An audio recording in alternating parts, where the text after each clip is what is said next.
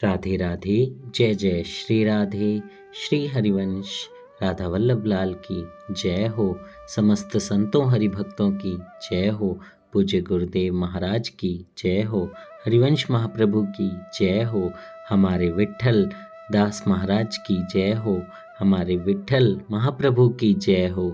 हमारे पांडुरंगा भगवान की जय हो और उनके सभी संतों हरिभक्तों की जय हो। जय हो। जय श्री राधे। बहुत बहुत स्वागत है आपका हमारे चैनल में, जहाँ पे हम विट्ठल भगवान के कृपा पात्र संतों की कथाओं का श्रवण कर रहे हैं। तो आइए आज ऐसे ही एक बहुत ही प्यारे दिव्य संत के चरित्र का श्रवण करते हैं। उनका नाम है श्री भानुदास जी। जय हो। जय हो। भानुदास जी की जय हो। आइए कथा का श्रवण करते हैं।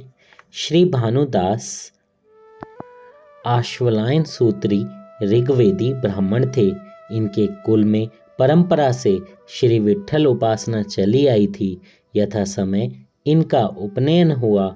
इन्होंने 10 वर्ष की उम्र में एक प्राचीन जीर्ण मंदिर के तहखाने में बैठकर 7 दिनों तक लगातार श्री सूर्य नारायण की अखंड उपासना की। 8वें दिन भगवान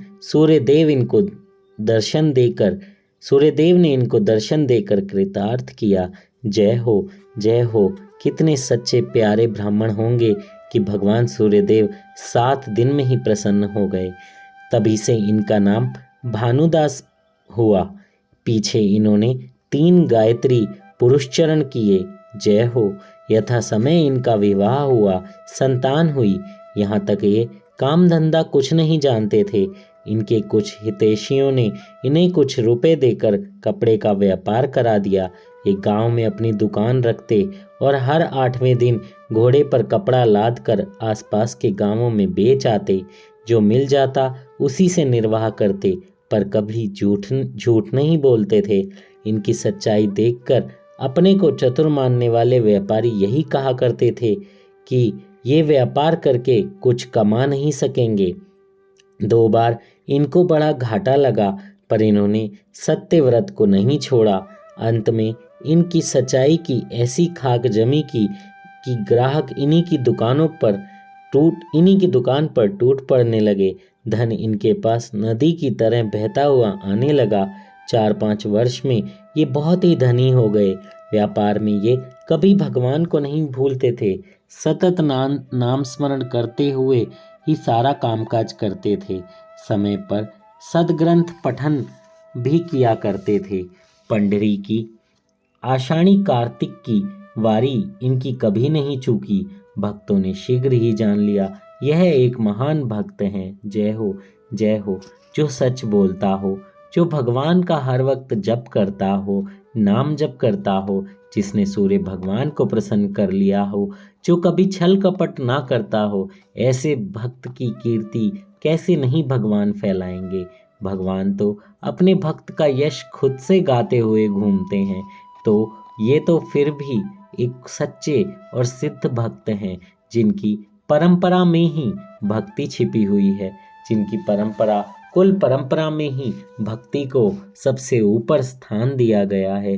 भक्ति को सबसे पहला स्थान देने वाला परिवार जन्मों जन्मों तक, पीढ़ियों पीढ़ियों तक कभी भी दुख में नहीं रहता है। उसके पास हमेशा गरिमा रहती है।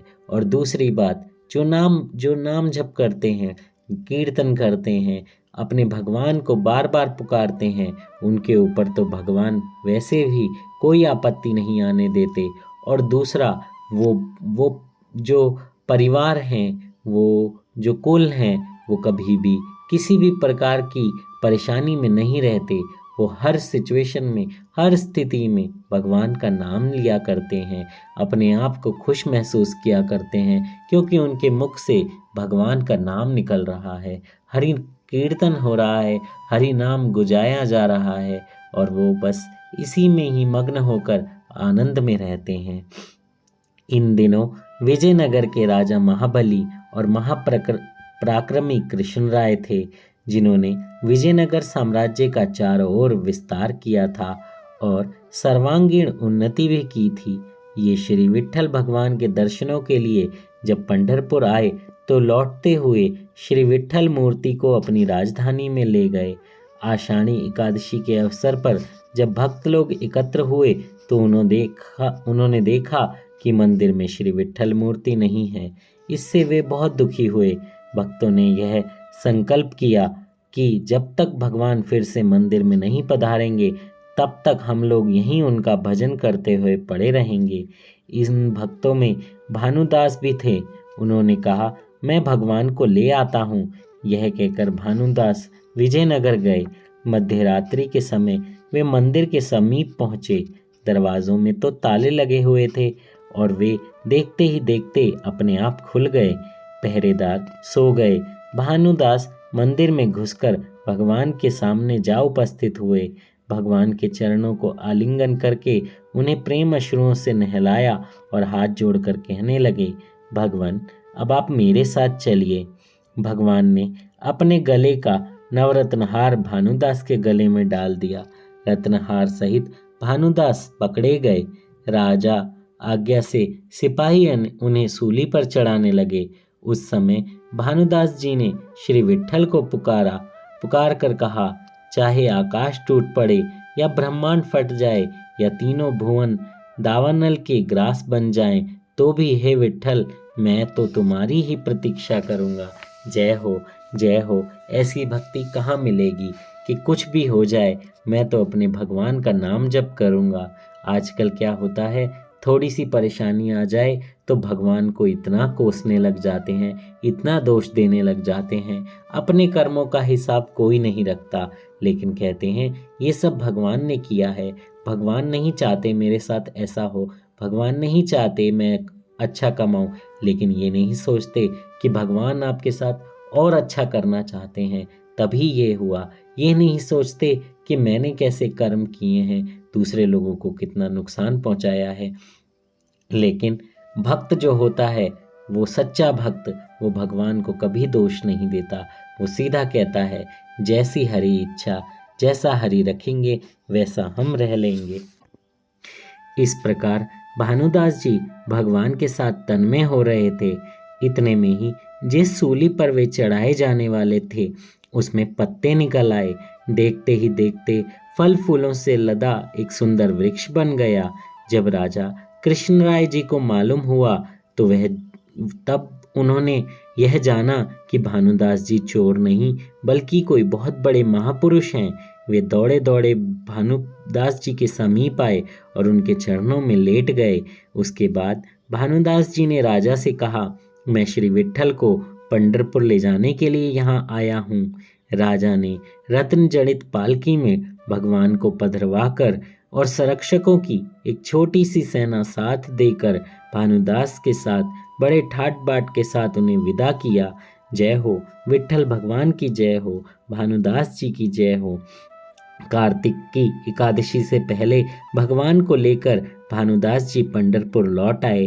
तब से इसी उपलक्ष्य में पंढरपुर में कार्तिकी एकादशी के दिन बड़े समारोह के साथ भगवान की सवारी निकाली जाती है। इन्हीं भानुदास जी के वंश में आगे चलकर महात्मा एकनाथ जी अवतरण हुए। जय हो, जय हो। एकनाथ जी का बहुत दिव्य चरित्र है, हम कल श्रवण करेंगे उनका चरित्र। लेकिन भानुदास जी कितने सीधे साधे सरल संत हैं। और जो भी संत तो सीधे साधे ही होते हैं, सरल ही होते हैं, लेकिन भानुदास जी जैसे सरल सिद्ध संत बहुत कम होते हैं। देखिए, उन्होंने इतनी परेशानी होने के बाद भी विट्ठल से यही कहा कि मैं तो बस तुम्हारा ही नाम लूँगा, तुम्हारी ही प्रतीक्षा करूँगा, तुमसे दूर नहीं जाऊँगा, तुम्हें अपने साथ लेकर जाऊँगा। विट्ठल महाराज की कितनी कृपा रही होगी, और ये कृपा किसी एक जन्म की नहीं होती है। हजारों करोड़ों जन्म लेने के बाद जब भक्ति महारानी फलीभूत होती हैं तो ये देती हैं। लेकिन किसी किसी के साथ ये एक ही जन्म में हो जाता है।